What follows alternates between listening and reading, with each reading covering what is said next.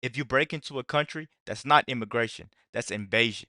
And Trump's DOJ is done playing nice. You guys gotta check this video out. Danny, good morning to you. The Trump Department of Justice says that LA sanctuary policies deliberately impede ICE from being able to do their job. And they say those policies are a violation of the Supremacy Clause of the U.S. Constitution. That clause essentially says that federal law always supersedes state and local laws. So here's a little excerpt as part of that DOJ lawsuit. It reads, quote, Really quick, guys, hit the like button. That's not policy, man. That's obstruction. If any mayor or anybody tries to stop ICE from enacting justice and enabling the law to do its job, they need to be held accountable like criminals. They need to be in handcuffs like actual criminals. Let's keep going, guys. Make sure you're hitting the like button. the Los Angeles ordinance and other policies intentionally discriminate against the federal government by treating federal immigration authorities differently than other law enforcement agents and by disfavoring federal criminal laws that the city of Los Angeles has decided not to comply with. The Supremacy Clause prohibits the city of Los Angeles and its officials from singling out the federal government for adverse treatment, as the challenged law and policies do, thereby discriminating against the federal government. Now, DOJ goes on to say in the lawsuit that LA sanctuary policies directly led to the riots the city saw in recent weeks, and that the city of LA rushed to pass their sanctuary ordinance with urgency just days after Trump was elected, as DOJ says, in an effort to, quote, thwart the will of the American people. Now, last night on Fox News, Attorney General Pam Bondi said the DOJ will move forward with this lawsuit, and they are directly naming LA Mayor Karen Bass as a defendant. What they were doing is they were prioritizing illegal aliens over American citizens, and you cannot do that. These sanctuary policies are the root of the cause of violent crime in our country, in L.A. We have sued New York, Illinois, Colorado, New Jersey, and now we've sued Los Angeles, and we will continue to sue you if you do not follow the laws of our country.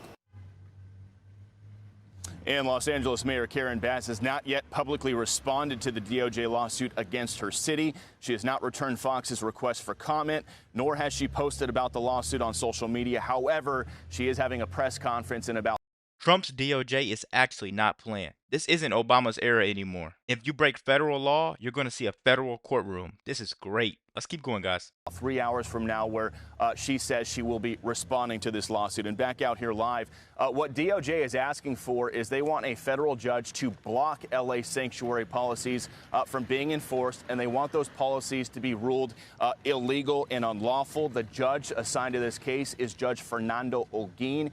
He is an Obama appointee here in Los Angeles. We'll send it back to you. Thanks, Bill. Thank you. So I want to bring in Bill Esaley, U.S. Attorney for the Central District of California. Sir, thank you for your time. Thanks for being here. You just heard Bill's reporting there. What does the mayor say about this in a few hours? You know, she's probably going to defend her ordinance. She's going to say that the city of L.A. is essentially a sanctuary from immigration laws. But the whole point of this lawsuit is that it is not. These politicians have conditioned the public to really believe that they can exempt themselves from our immigration policies.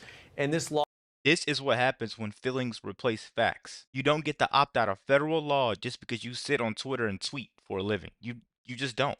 lawsuit is to remind them that they are still part of the United States of America. Okay, here is a councilman in L.A., okay, Hugo Soto Martinez.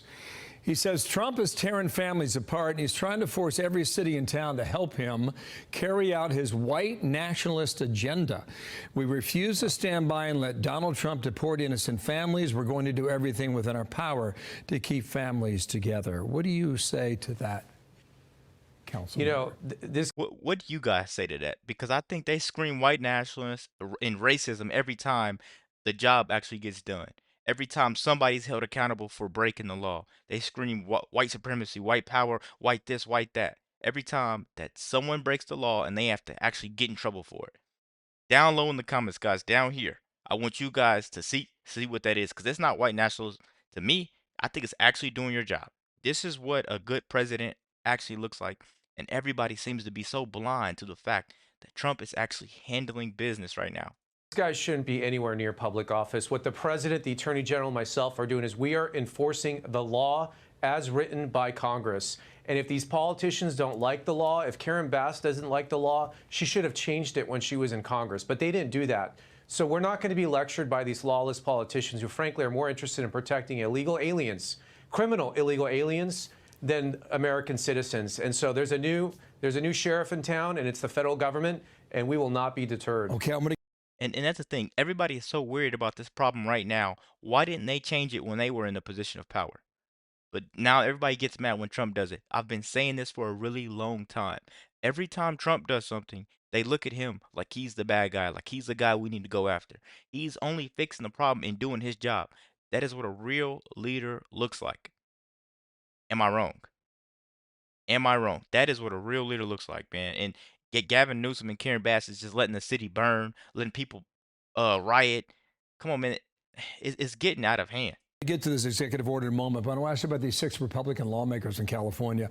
They're asking for flexibility, all right? This is what they write. Recent ICE raids are not only targeting undocumented workers, but also creating widespread fear among other employees, including those with legal immigration status. The fear is driving vital workers out of critical industries, taking California's affordability crisis and making it even worse for our constituents. The policy has seesawed a little bit, would you not say? And the president's given a little bit of wiggle room. Like, where does that go? How do you stretch that balloon or restrict it? Look, we've always been clear. Our priority is criminal illegal aliens, and that's what we focus our resources on. But And they've been prioritizing criminals over actual citizens. People like me, people like everybody else that lives here are actually getting tired of this. We're getting tired of being put last, and Trump is finally putting us first. He's finally doing it. Stick around to the back end of the video, guys. I got some more to say. We're gonna let this play out.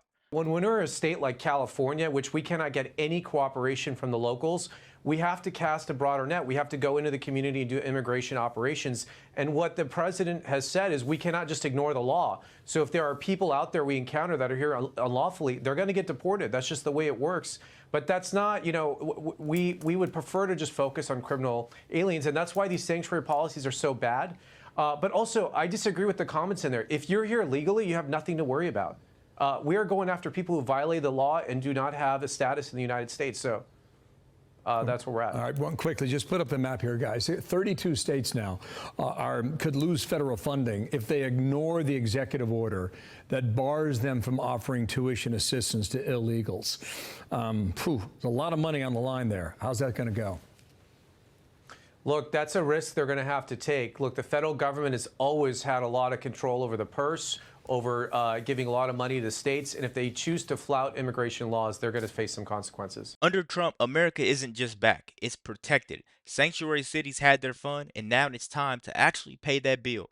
Let me know what you guys think about this video. Be sure to like, comment, subscribe if you're new. And as always, let me know what you react to. We're out.